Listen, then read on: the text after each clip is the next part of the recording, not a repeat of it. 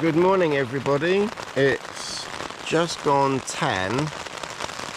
I'm not quite sure what the plan is for today. I think we're gonna think about walking into one of the valleys and back into camp. I think the plan probably is leave the tents here, wander off for a few hours and then wander back. But the weather is really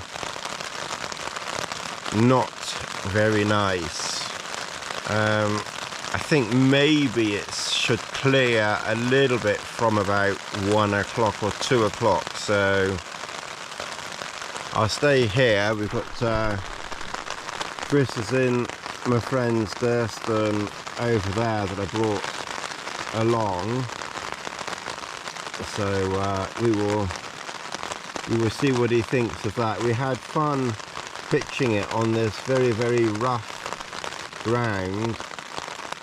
I have to say it's we got it up anyway, but it's not the easiest of things to pitch on this particularly rough ground.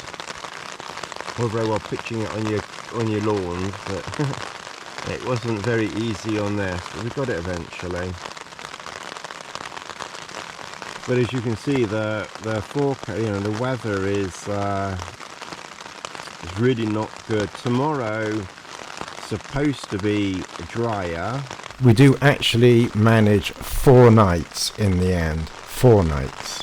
And Friday and Saturday, which is when we're also out here, is not looking particularly brilliant.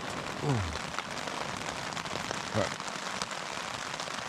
I've got a few bits out ready here, so if we do go out, not the tea stuff or the or Lester's food, but snacks, cheese, I've got the crackers there, and clothes and such like. So if we do go out today, then that's my sort of day stuff. Oh dear, we could really do with some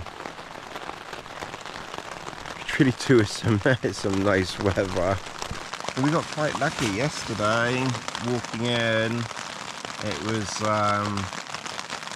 was very pleasant, very pleasant walking in. Right, well, I'm gonna have my breakfast and enjoy raindrops. I just thought I'd mention this quilt.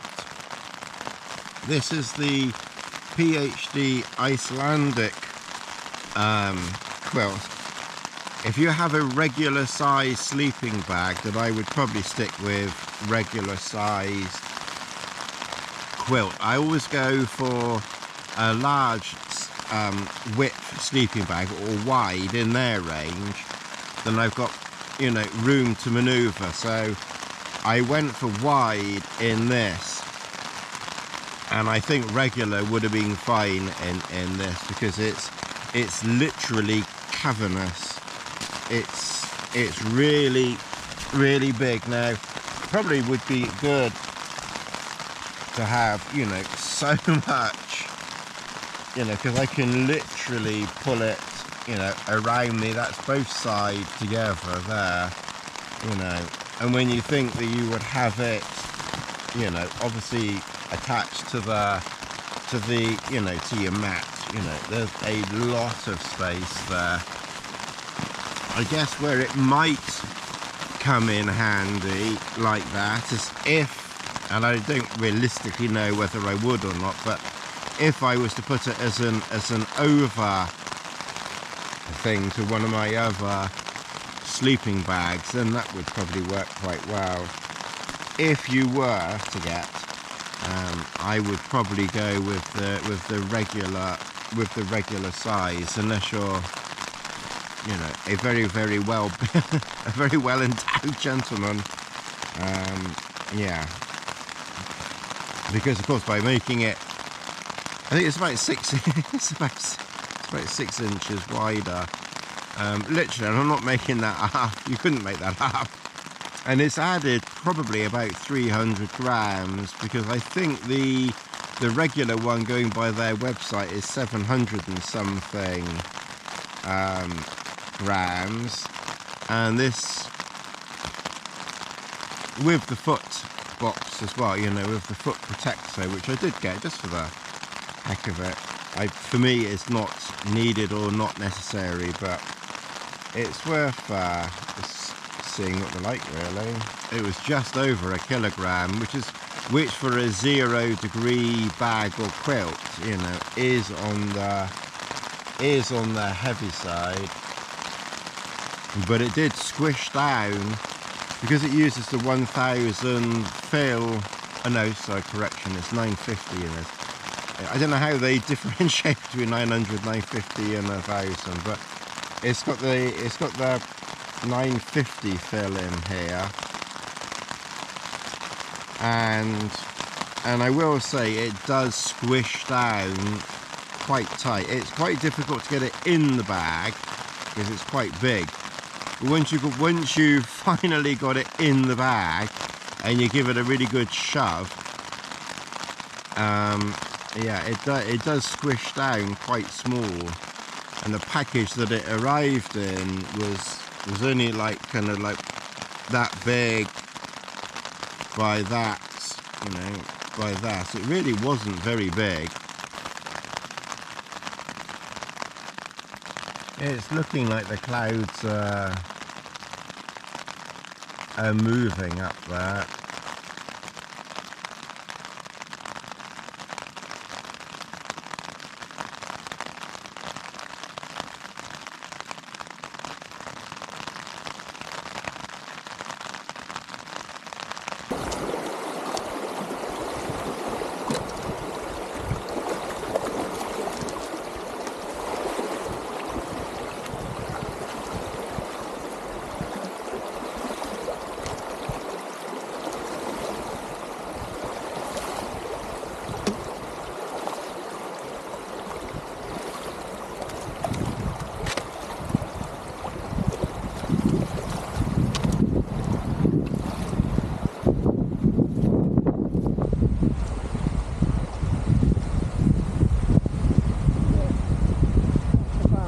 We're right up in the Cairngorms today.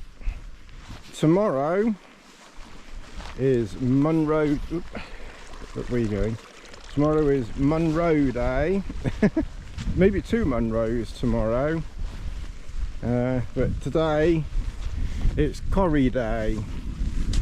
So we're just heading for a corrie over there. I had to stop for a little, or not so little bit of business, but I've now taken care of the business, and Chris is waiting just up here.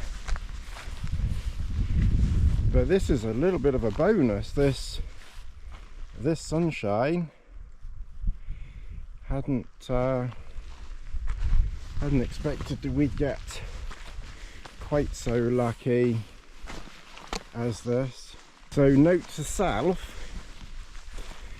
put the GoPro Labs on a card, on a spare separate card, and carry it with you, because GoPro Labs was on the 12 and now isn't, but it's on the 11. But I'll just carry on using the 12 with the wind muffler today. Good job that I brought the wind muffler. I nearly didn't bother as I brought the trackie, but then I thought, well, probably better to bring it just to be on the safe side. And that was a bit of fortune, and they don't weigh anything. So I've still got this running. So what is this called? I'll try and get close to you so we can pick up some sound. This is Corrie du Lochen. This is obviously the du Lochen, which is black Lochen. Black Lochen. Yeah, that is And as I say, there are lots of climbing routes, summer and winter, on the crags in this and in the other quarries.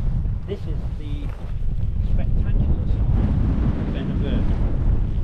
The other side, the ridge between the two summits, north and south top, for a mile is almost flat, and the other side is just one steep grassy slope curving down, completely uniform. So from the other side it looks frankly really boring. Right, But okay. this side It looks quite all the corridors, spectacular. quite spectacular, yeah. And then over that one over there, you've got Corrie of the Stones over there, and you can see a, Back, yeah, which you can't, most of it's around that corner now. yeah. We can see it from lower down. So we're just very slowly heading down here. So there's been a change of plans. We're going to have to cut the trip short because tomorrow the forecast was showing moderate winds gusting up to 20-25 up on the top and no rain. But it's almost like tomorrow's weather we're getting today, because we managed to get a signal. We've checked the forecast for tomorrow and it's rain all day, or certainly most of the day. That you can kind of deal with to a degree, but the winds tomorrow are gusting up to the 40-45 mile an hour winds. So yeah, I know some YouTubers like to claim that they can walk in ridiculous windy weather and everything, but and camp up there, but clearly that's, you know, you can't be doing that sensibly when you're literally out in the middle of nowhere, not just 5 minutes from the car. So we will head back slowly tomorrow, camp out tomorrow in the forest, and then head back Friday.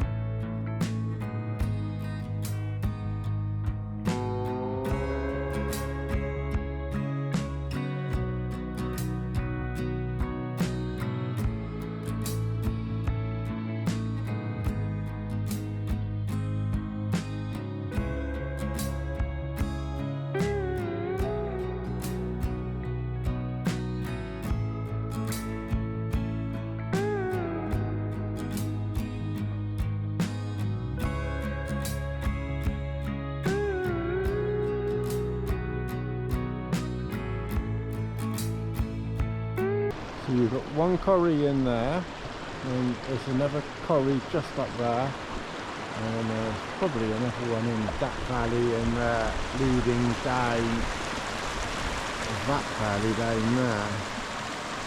And so we were going to go up that way tomorrow, but we're going to head down tomorrow because of the forecast, which is a bit disappointing, but it is what it is with the weather. Lass is obviously enjoying any and every bit of water that she can find.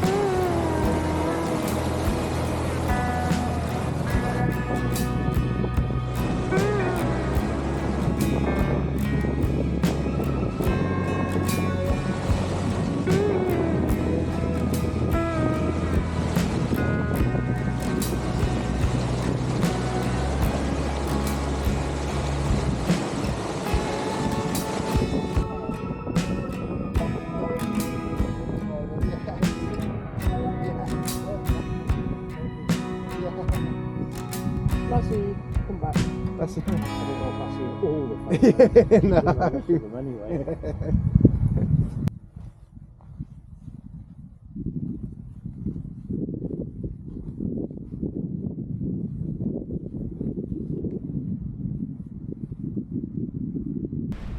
Well, good evening. It's just gone 6. So we went up past those stones into those 2 corridors which you would have seen earlier in the video, and then we kind of came around the bottom there, around the side of that hill, and then down the side of that hill. We were just around the bottom of the hill, came down, and then just came cross country here. Wasn't too difficult, thankfully, and then back into camp. Chris is borrowing my friend's Durston, and we've got the cricket over here, and this is a bit of a jumble, but very nice. You do have to, you know, crawl in, but that's fine. It's really not a problem. Just have a bit of sit mat there, put it near the door, just kneel on it, and then you can just work your way in easily enough. As snug as a bug in a rug. It'll be dark in about half an hour, 45 minutes. Sun sets. It's about 20 minutes to sunset, 15-20 minutes to sunset, and maybe about 45 minutes, and it will be dark.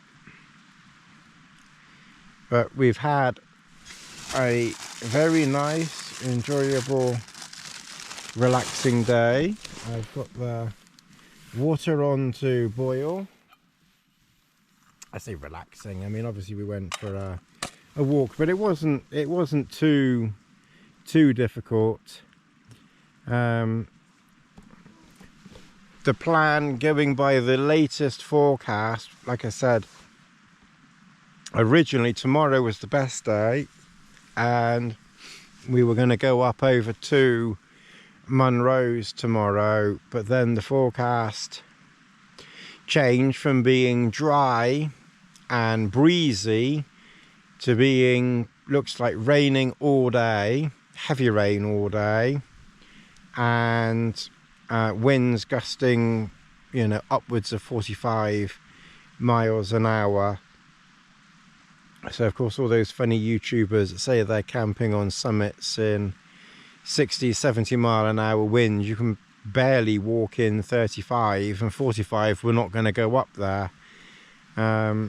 So most likely, unless there's a change,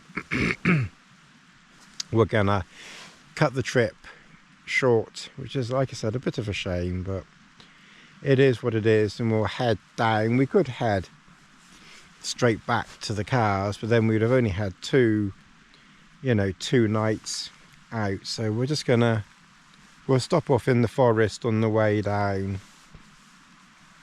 and hopefully try and find somewhere, you know, in the forest to camp tonight, you know, tomorrow night. So, you know, we won't have done 5 nights, we won't have done 4, but we would have done 3, which is reasonable.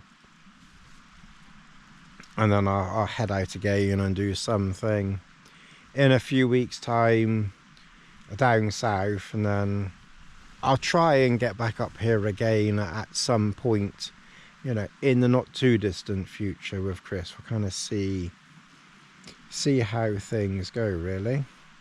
It's already coming up to 7. I don't know whether, well, it's not even 6:30 yet, but it'll be 7 soon. Surprising where the time goes, really. Anyway, I'm going to make this cup of tea, have that, and then I'll just show you. So this is the inside of the cricket. So you've got that sort of space there, which keeps everything dry because it's under that cover there. All of this space, it rained all of last night. Everything there was completely dry, and Lassie was kind of down. She did come in last night and she was down over there, and You know, that kept her under cover. You know, there's just masses of space and porch room in here. Unfortunately, my pole extending bit has broken, so I'll have to get on to Ruta, you know, about that. That's a little bit disappointing and annoying, so I'll have to get on to them. So I've not been able to pitch it as high as I'd like, so I've got it on a stone, just really to stop it sinking down, and that's probably why the back kind of, this one here kind of goes out, because it should really be more straight than going out, but I just had to, you know, move it that way. But it's kind of worked out well, because it's kind of given me, you know, plenty of space here. I've got this Cuban fibre ground sheet that, as you can see, it's, you know, it's very narrow, so you really don't have very much room to, you know, you can get yourself on it, but you don't really have much overflow, you know, room. So because I knew about that, I did bring this plastic sheet which doesn't go all the way down, but I don't need it to go all the way down. It goes most of the way to the top, which is plenty. It goes about 3/4 or 4/5 really down there, and then there's plenty of room there to put all my bits there. This is my water. I don't normally worry about bringing water right to the boil. Very hot is normally plenty. All right, so yeah, so there's stacks and stacks more porch space in here than there is in the Durston. I will give the Durston a go over the next few months, and I'll try and do a few comparison videos with it. Well, this is homemade beef burger, green bean, and I think there's some broccoli in there as well, onion.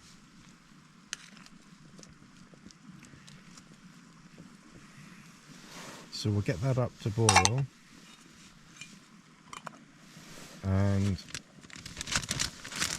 once it's completely ready, then I've just got some mash in there, and we'll just sprinkle some sprinkly mash on the top.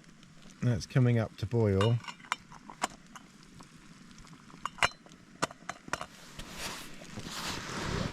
So I think what we'll do is we'll blow it out, and we'll leave it for about another 5 minutes or so. Okay, well, what we've got here, that's a bit of beef burger.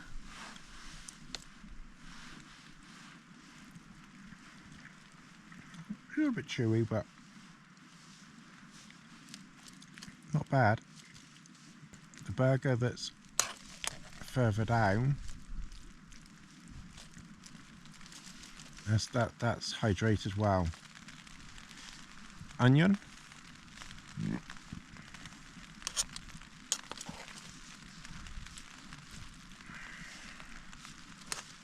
Pepper.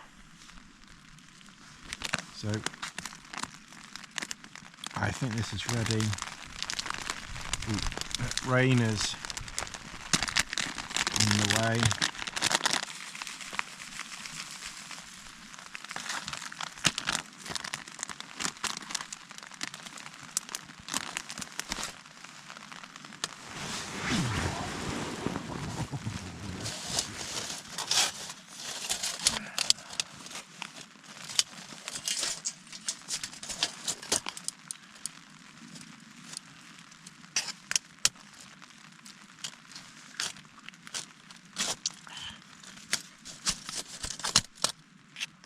given the amount of liquid that's still there, I think we can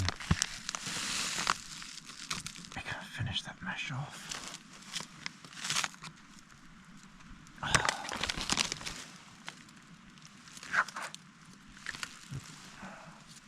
There's an escapee.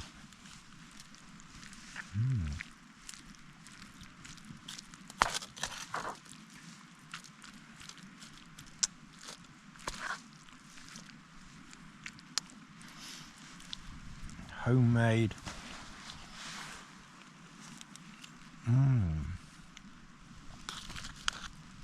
Onion, green bean, mash, burger.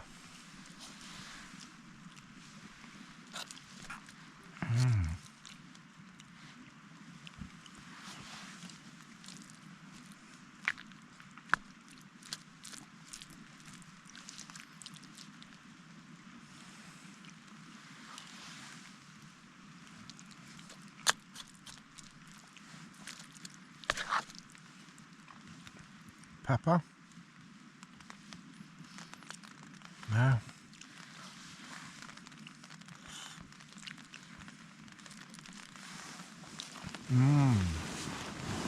Oh, that's good.